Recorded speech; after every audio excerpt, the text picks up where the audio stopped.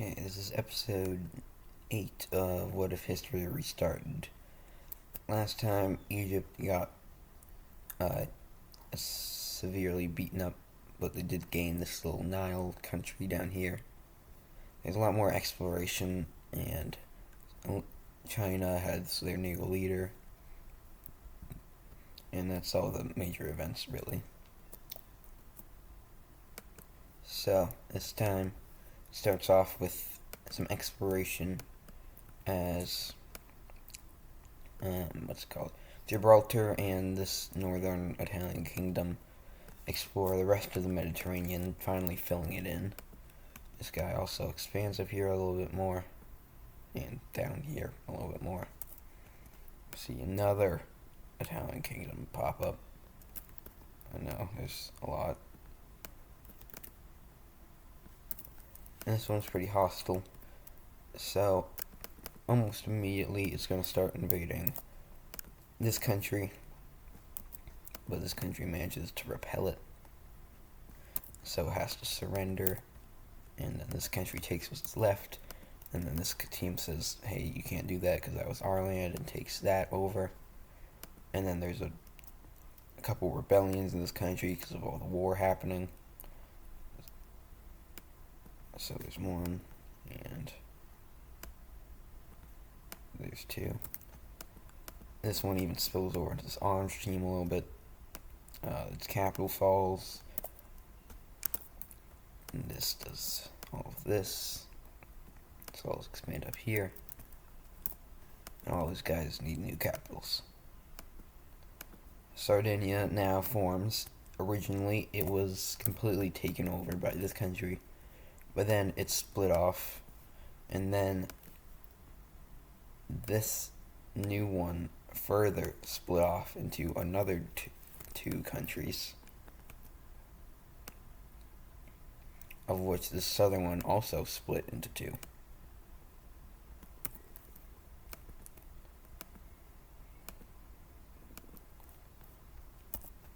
Sicily also unites and takes over some of this land down here, just a little. So yeah, Italy is pretty chaotic. This country, who is, dying, like I said, it's getting to the point where they're getting so weak that they just ask the blue team to join them, and they accept. So, they asked to join the blue team. No, the blue team joined them. And the blue team starts expanding here just to make it more connected. And they also push up and take most of the Caspian now.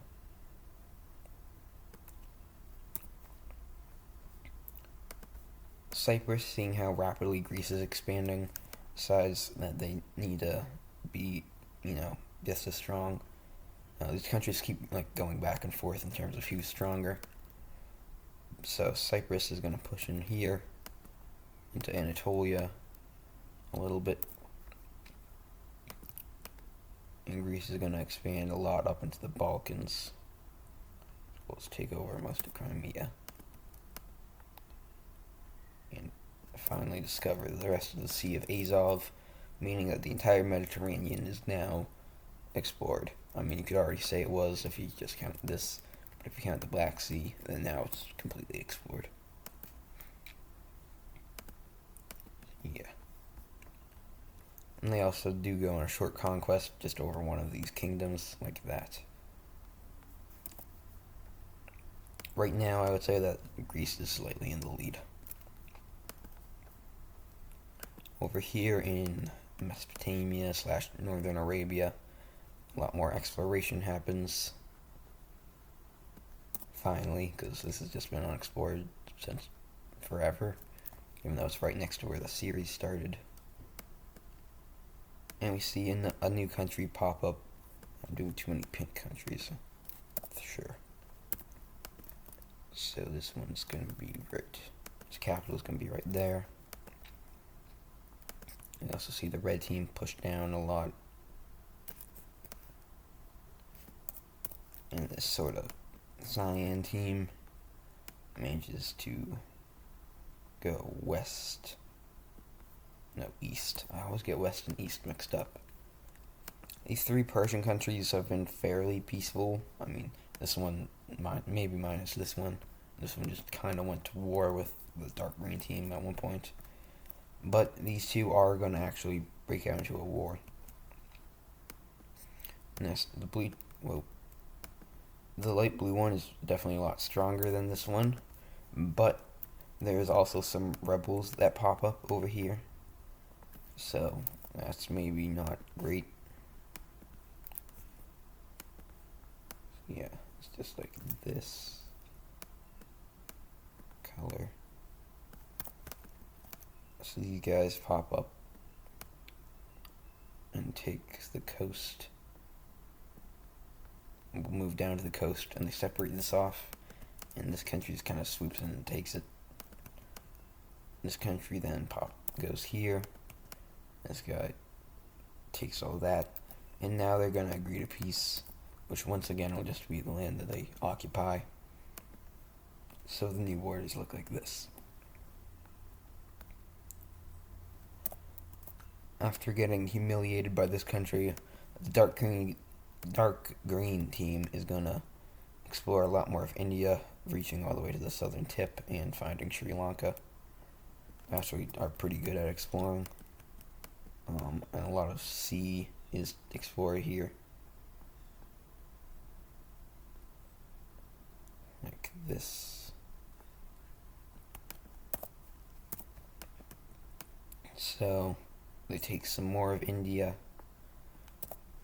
but we see a new Indian country pop up down here in the south, like that.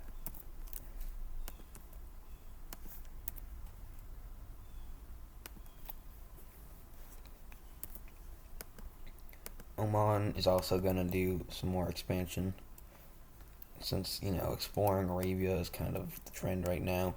They do the same and meet up with Yemen. And they then take a lot of this land for themselves.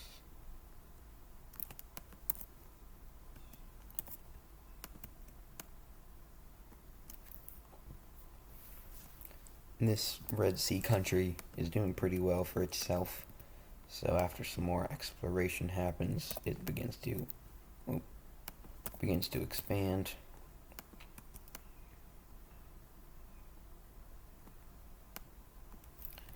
And then Hijaz also expand a little bit along the Red Sea. This guy goes up here and down here a little bit. And Egypt themselves takes a decent amount of land here. So, you know, up here it's been pretty peaceful this episode. But down here in the Lake Country, the rebels are fully going to start trying to overthrow the government. So we see this this entire northern block of land breaks off into a new country. And their capital is going to be this one. After immediately disrespecting the lake country by expanding out here, which is not lake land, as they would call it, they begin to go to war. And this blue team is actually stronger than the main yellow team, but not by much. They do still manage to move all the way down here to the capital, and it goes under siege, and eventually falls over. And from there, they just push down the lake of this part until it's fully taken over. So it was a pretty easy war for it. And the border is just going to be like right here. So yeah, the lake country isn't doing too great. They're very unhappy about this. But these guys don't care, and they start expanding more, and they're much more successful than the lake country. Speaking of lake countries, Lake Malawi starts to kind of explore down here, or not explore, expand. And these three guys continue to try and meet up with each other. This one's Madagascarian, I guess, coast decides to break off. They don't really care because it was pretty unimportant. It just is like that. And so they meet up. Oh, why is it doing that?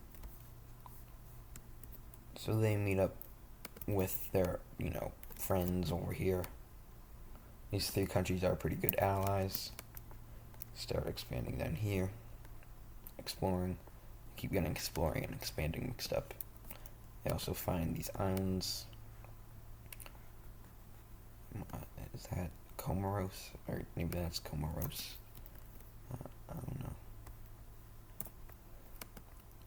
So this section over here of land becomes a new thing. This darker purplish, I guess it's more blue, country is now a thing. And as these countries are beginning to prosper, we see a couple new major cities in these guys. We also see another new major city up here in Qatar.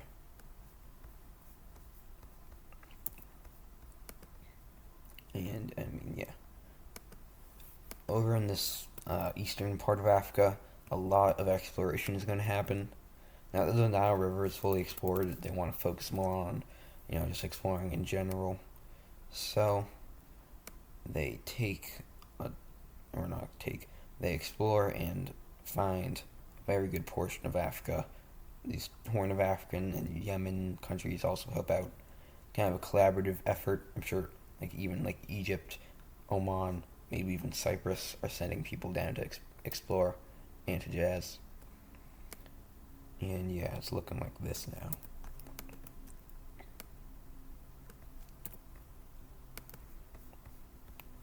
Gibraltar, they don't explore too much more into France, but they do go down more into Morocco and explore some of this land and take a little bit of it. They also make sure to get some more Mediterranean coast, because that does help with a lot. You can go into France, kinda.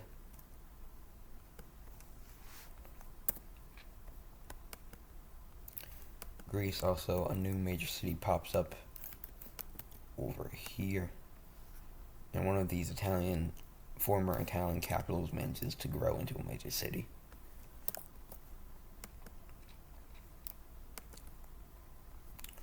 There's a lot more exploration into Ukraine / southern Russia as they follow along these rivers. There isn't really any more expansion, but just exploration. And the blue country now meets up with this Sea of Azov country, and the suspicions are confirmed because they start to go to war. So they make a pretty substantial push in here on the south, and they surround the lake. Well, most of it. They start to surround the capital from all sides, but the Azov's over there. Aral Sea, so I'll just call it Aral. Aral managed to send ships over here, and then cut off these troops. And here they kind of just beg the blue team to stop, and they're like, we kind of beat you there. The blue team's reluctantly going to accept. They make sure that in the peace deal they get some coast on the Aral Sea. That won't be too important yet, because they only border Azov. Aral, not Azov. But maybe in the future it'll be good. They also finally manage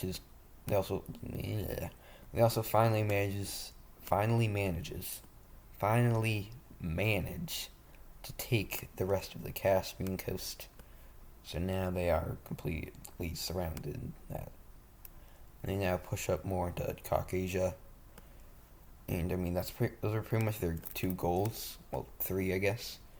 To get a border on the Aral Sea, to surround the Caspian, and to take all the Caucasian region. So now they're kind of looking for what else to do, but they don't do anything yet. This orange team, it continues to expand up here, as well as over here, but it's getting very stretched out. And so we're going to see these people over here declare independence, and the Orange team doesn't really care. They just kind of let it happen. So, yeah. Cyprus takes more of this land. And we see the red team get a border with these guys. Cyprus does the same. And these guys just take this little pocket of land that's left and go down here into Hijaz a little bit more.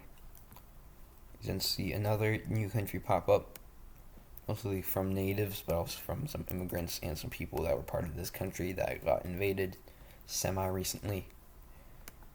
And so this is actually a pretty large country. It's just not very populated. I mean, it has a decent amount of population, but for its size, it isn't very populated. So, let me just make the color a little bit better. Sure. So now they're like that. Yeah, I just realized how vibrant Arabia is, for the most part. But other than that, other than the jazz, it's pretty vibrant here. North Egypt is also going to explore some more. But, you know, so the Sahara Desert is pretty big, so not too much really happens. I'm just going to call these guys Tunisia. They expand more up here, as well as down to Libya, all the way to this bay, I guess. I mean, this is very loosely a bay, but I guess it technically is.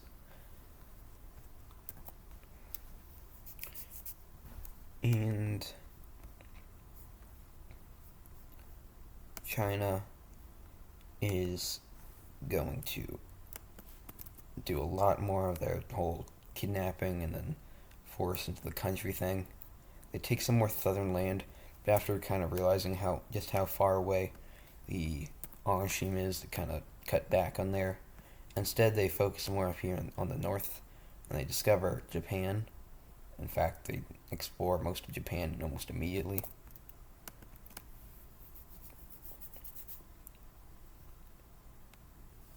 And the warlord invents slavery.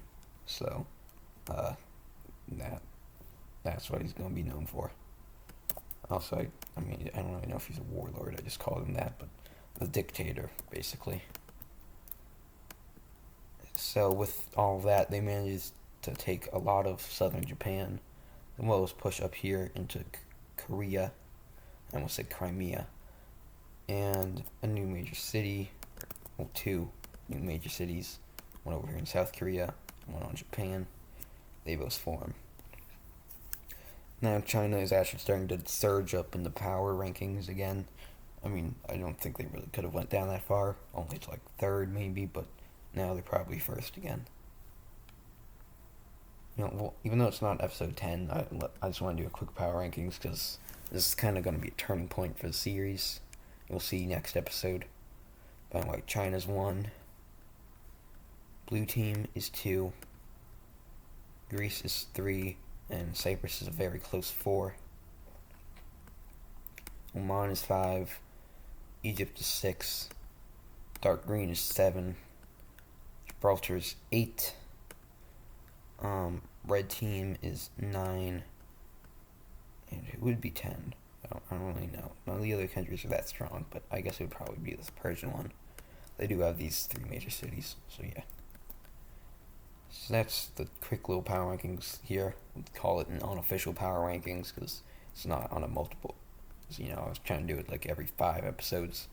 But I just wanted to get that out of the way because next episode is kind of going to be a turning point, like I said. But anyway, that's probably going to be all for this episode. Well, hold on, real quick. Orange team explores a little bit more here around the Gulf of Tonkin.